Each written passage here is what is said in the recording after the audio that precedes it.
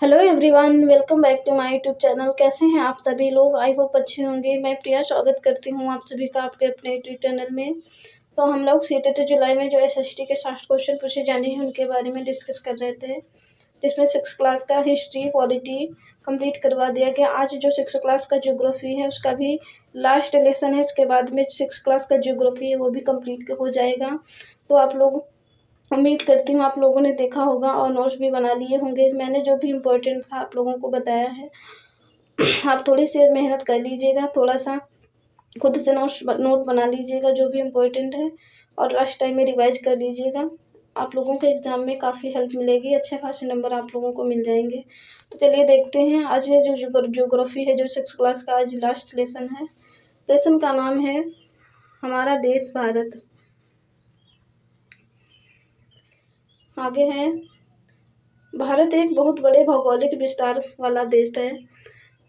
उत्तर में यह हिमालय के ऊंचे शिखरों से घिरा है, पश्चिम में अरब सागर, पूर्व में बंगाल की खाड़ी तथा दक्षिण में हिंद महासागर भारतीय महाद्वीप के तटों पर लहराते हैं। भारत का क्षेत्रफल 32.8 लाख वर्ग किलोमीटर है। उत्तर में लद्दाख से लेकर दक्षिण में कन्याकुमारी तक इसका विस्तार लगभग 3200 किलोमीटर है तथा पूर्व में अरुणाचल प्रदेश से लेकर पश्चिम में कच्छ तक इसका विस्तार लगभग 2900 किलोमीटर है। ऊंचे ऊंचे पर्वत, भारतीय महामरुस्थलों, उत्तर मैदान, आसमान, पठारी सतह, तटीय भाग एवं द्वीप समूह स्थल रूपों की विभिन्नता को दर्शाते हैं, जहाँ जलवायु, वनस्पति, वन्य जीवों के साथ साथ भाषा एवं संस्कृति में भी बहुत भिन्नता है। इस भिन्नता में भी हम एकता पाते हैं जो हमारी परंपराओं में दिखती है। यही कारण है कि हम एक राष्ट्र में बंधे हैं। वर्ष 2011 में जब अब तक भारत की आबादी 120 करोड़ से भी अधिक हो चुका है। यह चीन के बाद विश्व का दूसरा सबसे अधिक जनसंख्या वाला देश है। यहाँ पे देख लीजिए, इधर प्रायद्वीपीय स्थल का वह भाग होता है जो 3 तरफ से जल से घिरा होता है। इसको नोट करिए।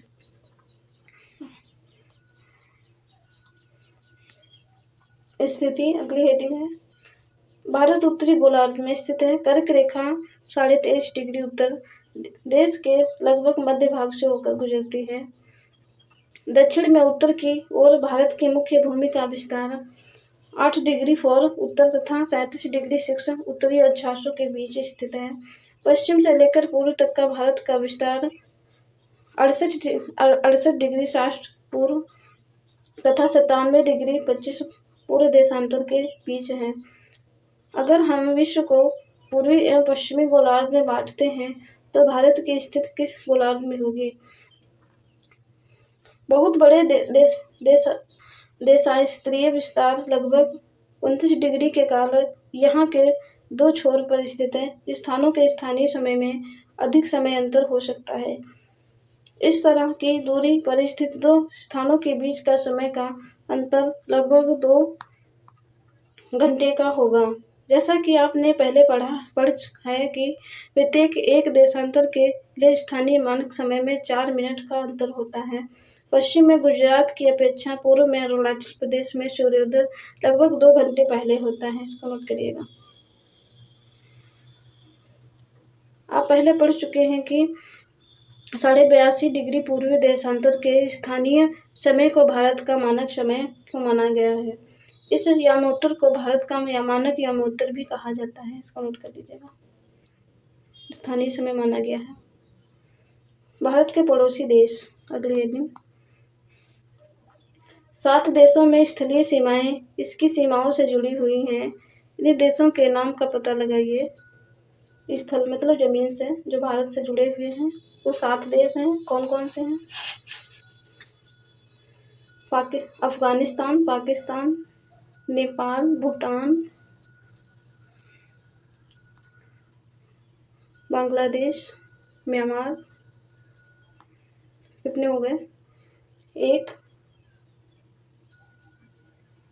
2 3 4 5 6 और 7 चीन। ये देश हैं जो भारतीय स्थलीय भाग से जुड़े हुए हैं। कौन कौन से? अफगानिस्तान, पाकिस्तान, बांग्लादेश, म्यांमार, भूटान, नेपाल और चीन। आगे है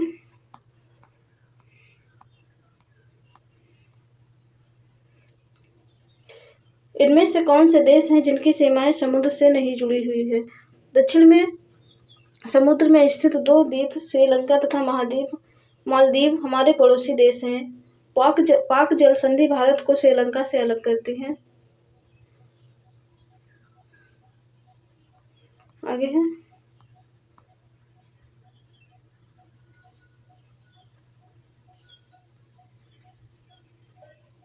राजनीतिक एवं प्रशासनिक विभाजन। भारत एक विशाल देश है।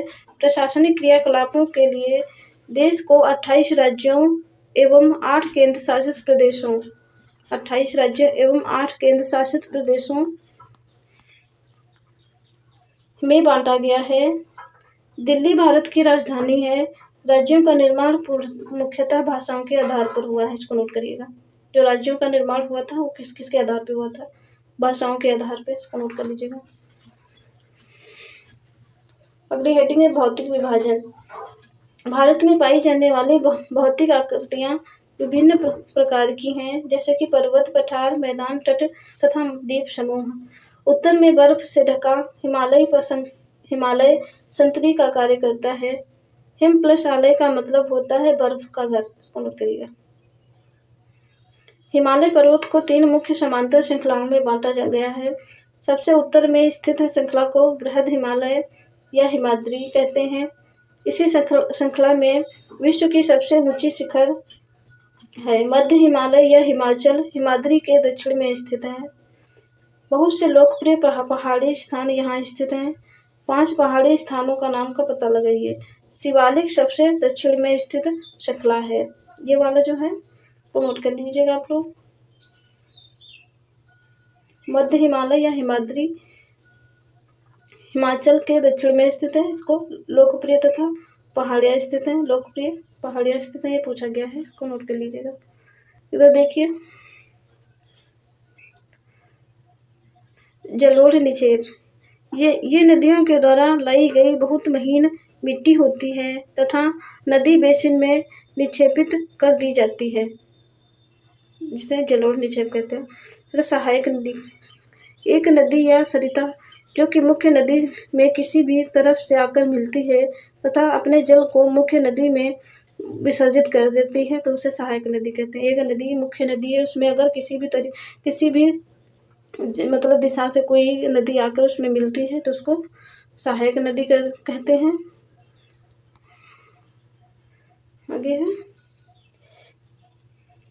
हिमालय के दक्षिण में भारत की उत्तरी मैदान स्थित हैं। ये मैदान समतल तथा सपाट है। ये मैदान सिंधु, गंगा, ब्रह्मपुत्र तथा इसकी सहायक नदियों के द्वारा लाए गए जलोढ़ निक्षेपों से बने हैं। इसको नोट करिएगा। गंगा, ब्रह्मपुत्र तथा इनकी सहायक नदियों से जो मिट्टी बह के साथ में आई उसका निर्माण हुआ है। किसका? भारत के उत्तरी मैदानों का। नदियों के ये मैदान कृषि के लिए उपजाऊ भूमि प्रदान करते हैं। यही कारण है कि इन मैदानों में जनसंख्या अधिक है। सबसे ज़्यादा जनसंख्या जो निवास करती है वो भारत के उत्तरी मैदानों में निवास करती है। और जो गंगा, ब्रह्मपुत्र तथा इनकी सहायक नदियों के द्वारा जो भूमि लाई गई है वो कृषि के लिए बेहद उपजाऊ भूमि है, इसलिए वहाँ पे कृषि भी अच्छी तरीके से की जा सकती है, इसलिए वहाँ पे जनसंख्या का निवास भी अधिक है। इसको नोट कर लीजिएगा। भारत के पश्चिमी भाग में भारतीय महाद्वीप स्थित है। यह शुष्क, गर्म एवं रेतीली स्थल है। यह वनस्पति की मात्रा बहुत कम है। जो उत्तरी मैदानों के दक्षिण में प्रायद्वीपीय पठार स्थित है। इसकी आकृति भुजाकार है। इसका धरातल काफी ऊंचा नीचा है। इस क्षेत्र में बहुत सी पहाड़ियां, श्रृंखला तथा घाटियां स्थित हैं। इसके उत्तर पश्चिम में अरावली पर्वत श्रृंखला स्थित है, जो विश्व की सबसे पुरानी पर्वत श्रृंखला है। इसको नोट कर लीजिए। सबसे पुरानी पर्वत श्रृंखला कौन सी है? तो अरावली पर्वत श्रृंखला। विंध्य एवं सतपुड़ा भी महत्वपूर्ण पर्वत श्रृंखलाएं हैं। इन श्रृंखलाओं से होकर नर्मदा तथा ताप्ती नदी बहती हैं। ये पश्चिम की ओर बहने वाली नदियां हैं। कौन सी? नर्मदा और ताप्ती। ये 2 नदियां हैं जो पश्चिम की ओर बहती हैं, जो अरब सागर में गिरती हैं। इस पठार के पश्चिम में पश्चिमी घाट या सह्याद्री तथा पूर्व में पूर्वी घाट स्थित हैं। पश्चिमी घाट का विस्तार एक समान रूप में है, जबकि पूर्वी घाट के बीच बीच में टूटा हुआ तथा असमान है।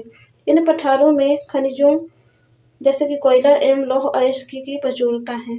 कौन से पठारों में? पश्चिमी पठार में तथा पूर्वी पठार में।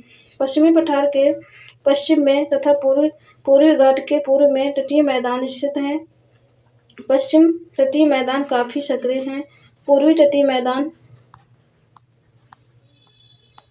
अपेक्षाकृत चौड़े हैं। वहां पूर्व की ओर बहने वाली कई नदियां हैं, जिसमें से महानदी, गोदावरी, कृष्णा तथा कावेरी, ये सभी पूर्व की ओर बहने वाली नदी हैं। और जो पश्चिम की तरफ बहती है वो सिर्फ दो ही नदी हैं, नर्मदा और ताप्ती। जो नर्मदा और ताप्ती है वो अरब सागर में गिरती हैं, तथा ये जो पूर्व की ओर बहने वाली नदियां हैं जैसे कि महानदी, गोदावरी, कृष्णा तथा कावेरी, ये बंगाल की खाड़ी में गिरती हैं। ये नदियां अपने मुहाने पर उपजाऊ डेल्टा का निर्माण करती हैं। बंगाल की खाड़ी में गंगा एवं ब्रह्मपुत्र नदियों के मुहाने पर सुंदरबन डेल्टा स्थित है। इसको नोट कर लीजिए।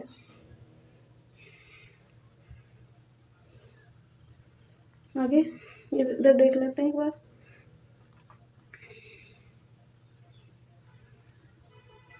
क्या आप जानते हैं गंगा एवं ब्रह्मपुत्र नदी विश्व के सबसे बड़े डेल्टा का निर्माण करती हैं, जिसे सुंदरबन डेल्टा कहा जाता है।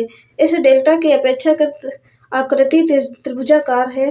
डेल्टा स्थलवाह भाग है जो नदी के मुहाने पर बनता है। जहाँ नदियाँ समुद्र में प्रवेश करती हैं उस जगह को नदी का मुहाना कहा जाता है। इसको नोट करिएगा, वेरी इंपॉर्टेंट। जो ये साइड बॉक्स में लिखे होते हैं वे वेरी इंपॉर्टेंट होते हैं, यहीं से ज़्यादा क्वेश्चन पूछा जाता है।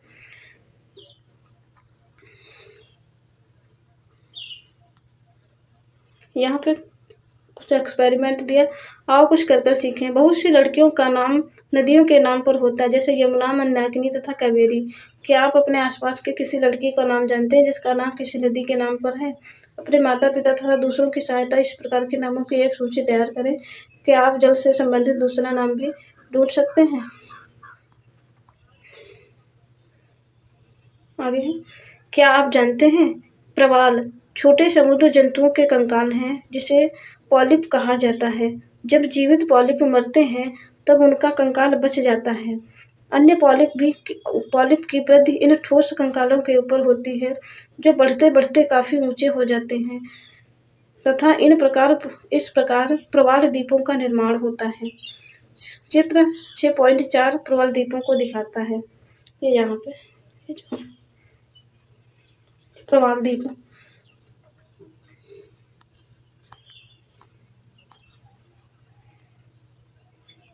ये एक सुनामी से रिलेटेड पोएम दी गई है।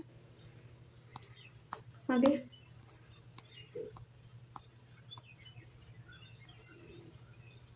भारत में 2 महाद्वीप समूह भी हैं। लक्षद्वीप समूह अरब सागर में स्थित है।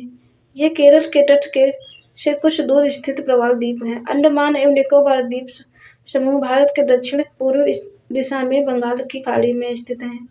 क्या आप जानते हैं कि कौन से द्वीप समूह वर्ष 2004 में सुनामी से प्रभावित हुआ था? समाचार पत्रों तथा लोगों से बातचीत के जरिए जानकारी प्राप्त कीजिए कि अब सुनामी भारतीय तट से टकराई थी तो किस प्रकार के लोगों ने अलग अलग तरीके से इस चुनौती का सामना किया था। सुनामी का एक विशाल सागरीय तरंग है जो समुद्र तल पर भूकंप के कारण उत्पन्न होती है। इसको नोट कर लीजिए यहाँ से। सुनामी क्या है? सुनामी एक विशाल सागरीय तरंग है जो समुद्र तल पर भूकंप के कारण उत्पन्न होती है। आगे, तो चलिए यहीं तक था, ये लेसन कंप्लीट हो जाता है। इसमें से जो भी इम्पोर्टेंट था मैंने आप लोगों को बता दिया, आप लोग नोट कर लीजिएगा। और जो 6 क्लास का ज्योग्राफी है वो भी कंप्लीट होता है। बस यहीं से क्वेश्चन बनेंगे, इससे ज़्यादा और कुछ नहीं पूछा जाएगा। यकीन मानिए आप लोगों को वीडियो देखने के लिए बहुत बहुत धन्यवाद।